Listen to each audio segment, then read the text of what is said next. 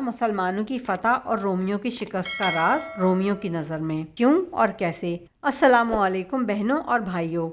اسلام کی آمد کے بعد نہ صرف یہ کہ عرب دنیا بلکہ تمام دنیا کا نقشہ ہی بدل کر رہ گیا۔ مسلمان دنیا پر چھاتے ہی چلے گئے اور بہت کم عرصے میں دنیا پر حکمرانی کرنے لگے۔ کیوں اور کیسے؟ مختصراً جانیں گے آپ اس ویڈیو میں۔ میں ہوں عامرہ قاضی اور آپ دیکھ رہے ہیں HSQ ود عامرہ قاضی۔ حضرت محمد صلی اللہ علیہ وآلہ وسلم کے وصال کے بعد بطور خلیفہ حضرت ابوبکر صدیق رضی اللہ تعالیٰ عنہ نے خلافت اور فتوحات کو بہترین انداز میں آگے بڑھایا۔ پھر ان کی وفات کے بعد جب حضرت عمر فاروق رضی اللہ تعالیٰ عنہ مسلمانوں کے خلیفہ بنے تو اس اسلامی خلافت کی اپنے طاقتور ترین سلطنتوں روم اور ایران سے جنگیں چھڑی ہوئی تھیں۔ ایک طرف جہاں مسلمان ایران کے خلاف لڑ رہے تھے تو دوسری جانب ملک شام پہ قابض رومن امپائر کے خلاف برسر پیکار بھی تھے۔ رومن امپائر اپنے دور کی بہت بڑی قوت تھی کہ جس کا مغرب سے لے کر مشرق تک بہت بڑے رقبے پر تسلط تھا۔ اس دور میں شام پر رومی بادشاہ ہرقل کی بادشاہت تھی اور اس کے پاس لاکھوں سپاہیوں پہ مشتمل ایک زبردست فوج بھی تھی جن کے پاس جنگی ساز و سامان کی کوئی کمی نہ تھی، جبکہ ان کے مقابلے میں مسلمان فوج کی تعداد نہایت کم تھی اور جنگی ساز و سامان بھی معمولی تھا۔ اپنی فوج کی حوصلہ افزائی کے لیے شاہ روم ہرقل خود شام آ کر انطاکیہ میں مقیم ہو گیا، مگر اس کے باوجود مسلمان مجاہدین نے رومیوں کو پے در پے شکستیں دے کر شام کے کئی بڑے بڑے شہر فتح کر لیے، جن میں اہم ترین شہر دمشق بھی شامل تھا۔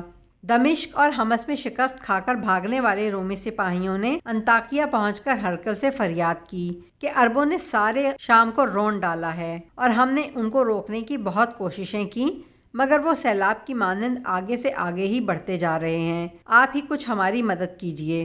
ہرقل نے اپنے ان معزز اور جنگجو کمانڈرز کہ جنہوں نے ایرانیوں اور ترکوں کو شکست دی تھی انہیں دربار میں طلب کر لیا اور ان سے پوچھا کہ آخر یہ خانہ بدوش قوم جن کے پاس سپاہی بھی گنتی کے ہیں اور ہتھیار اور ساز و سامان میں بھی تم سے کہیں کم ہیں، انہوں نے تم لوگوں کو ہتھیار ڈالنے پہ مجبور کیسے کر دیا؟ آخر اس کی وجہ کیا ہے؟ اس سوال پر تمام جرنلز نے شرمندگی سے سر جھکا لیے اور کوئی جواب نہ دے سکے، مگر ایک بزرگ اور تجربے کار شخص نے جو جواب دیا وہ کچھ یوں تھا: اے بادشاہ، یہ عربی بدو بہترین اخلاق کے مالک ہیں، یہ اپنے اللہ کی اطاعت اور اپنے دین کی سختی سے پابندی کرتے ہیں، رات میں عبادت اور دن میں روزے رکھتے ہیں، سب انسانوں کو ایک برابر سمجھتے ہیں اور کسی بھی شخص پہ ظلم نہیں کرتے۔ ان کے لشکر کا ہر شخص موت کو زندگی سے زیادہ عزیز رکھتا ہے۔ جنگ میں لڑتے ہوئے یہ مسلمان اپنے اللہ سے مدد مانگتے ہیں، جبکہ لڑائی میں مارے جانے کو اپنی کامیابی سمجھتے ہیں۔ بس یوں سمجھیں کہ یہ سر ہتھیلی پر رکھ کر لڑتے ہیں اور اسے یہ مسلمان شہادت کہتے ہیں۔ یہی وجہ ہے کہ جنگ کے میدان میں بھاگنے یا ہتھیار ڈالنے کا کبھی نہیں سوچتے، جبکہ ان کے مقابلے میں ہمارا حال یہ ہے کہ ہم شراب پیتے اور خنزیر کھاتے ہیں، برے کاموں کو برا نہیں جانتے بلکہ الٹا برائی کی تشہیر کرتے ہیں، جس کا نتیجہ یہ نکلا کہ ہمارا ہر کام ہمت اور استقامت سے خالی، جبکہ عربوں کے ہر کام میں جوش اور استقلال پایا جاتا ہے۔ بوڑھے رومی کی یہ تمام گفتگو سننے کے بعد ہرقل نے اس کی تائید میں سر جھکا لیا اور خاموش ہو گیا، کیونکہ وہ اس تمام گفتگو کو جھٹلانے سے قاصر تھا، مگر دل ہی دل میں ہرقل اس تمام گفتگو کا قائل ضرور ہو گیا کہ جس عربی قوم سے رومیوں کا پالا پڑا ہے وہ ان سے کبھی جیت نہیں سکتے۔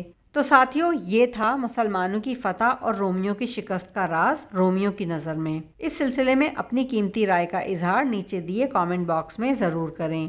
اگر ویڈیو پسند آئی ہو تو لائک کر کے شیئر کر دیں، اور اگر اب تک آپ نے چینل کو سبسکرائب نہیں کیا تو سبسکرائب کر کے بیل بٹن کو دبانا نہ بھولیں تاکہ ہر نئی آنے والی ویڈیو کا نوٹیفیکیشن آپ کو ملتا رہے۔